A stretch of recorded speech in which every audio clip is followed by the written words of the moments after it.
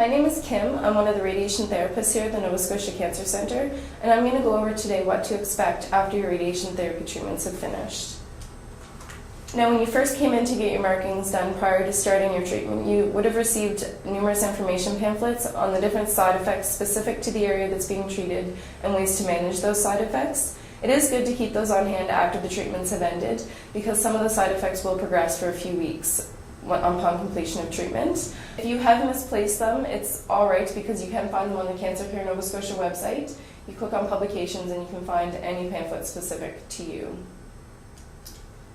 Now, once you finish treatments, it's normal to feel a range of emotions. Some people are very excited to get back to a normal routine and just kind of forget about everything, but it's pretty normal as well to feel nervous. Once the treatments have ended, you've been coming in every day, seeing the therapists, nurses, oncologists. You've had a great support system here, and now it's kind of like you're just left to your own devices to deal with the end results of the treatment.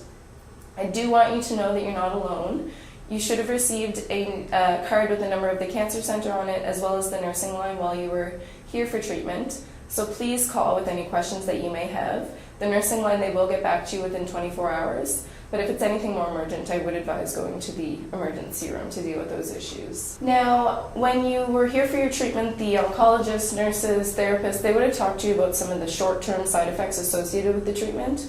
Those are the side effects that you would have noticed while you were on treatment and that you may still notice a few weeks after the treatments have ended. They are very site-specific. If you're being treated to your pelvis, you may notice a little bit of diarrhea. If your head and neck is being treated, a little bit of a cough, sore throat and things like that. I'm going to go into some specifics about fatigue and skin reaction because those are the two side effects that we really expect with pretty much every type of radiation that you may be receiving. It is important though to listen to your body. Follow any routines that you have been following on treatment until you start to notice those side effects subsiding a few weeks after the treatments have ended. So in terms of fatigue, the amount of fatigue or tiredness that you feel will depend. It varies from person to person. It depends on whether or not you're having chemotherapy with your treatments, the amount of treatments you're having and the dose that you're getting. Some people find that they get through treatments fine, they can continue working, continue on with their daily routine, while other people just feel pretty exhausted from the treatments and that they need to take it easy. It is really important to listen to your body and do what's best for you.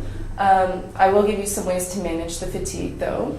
So as you can see here, it is important to eat healthy, get your fruits and vegetables in, maintaining a healthy diet. Getting a little bit of exercise is important each day too because it will help you sleep better at night. We recommend just pacing yourself. If you're feeling tired one day, take it easy, take a nap if you need to. If the next day you're feeling really energetic, don't go out and do anything crazy because you will probably feel it the next day.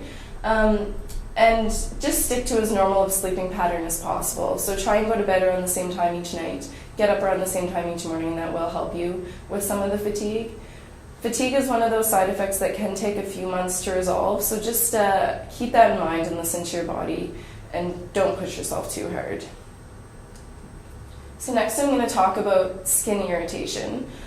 You will want to follow the same skincare routine that the therapists and doctors would have talked to you about while you're on treatment for at least a few weeks after the treatments have ended, because it does take about 2 or 3 weeks for the skin reaction to sort of heal itself after your treatment is done. You may notice that when you're done treatment, your skin is just a little bit red and dry. If that's the case, we recommend using something like a Lubriderm or a Glaxol-based cream. It's gentle on your skin and it will help moisturize the area.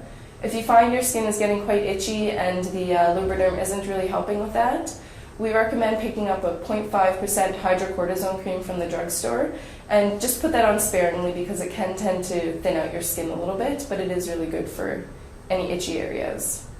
Now, if you notice that once the treatments have ended or even after you've gone home, your skin's starting to open, a little bit of ooziness and things like that, you will want to get a prescription for Flamazine, and that's just a cream that will help prevent infections and keep the area clean.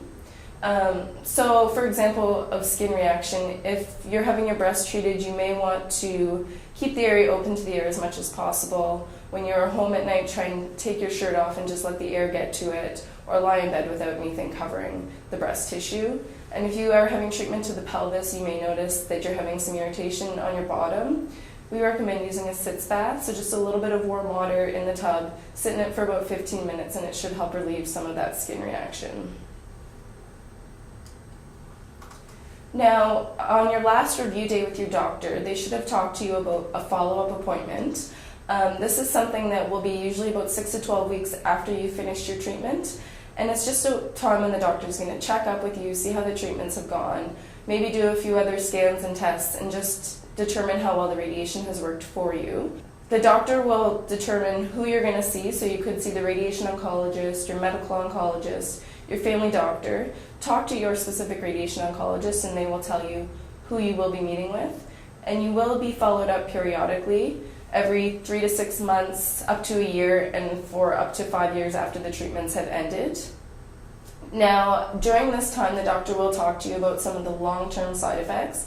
So these are more permanent changes that we could expect from the radiation treatments themselves, and they will give you ways to manage those as well. So long-term side effects, as with the short-term side effects, are very site-specific. You may notice that your skin is a little bit darker. This could always be the case.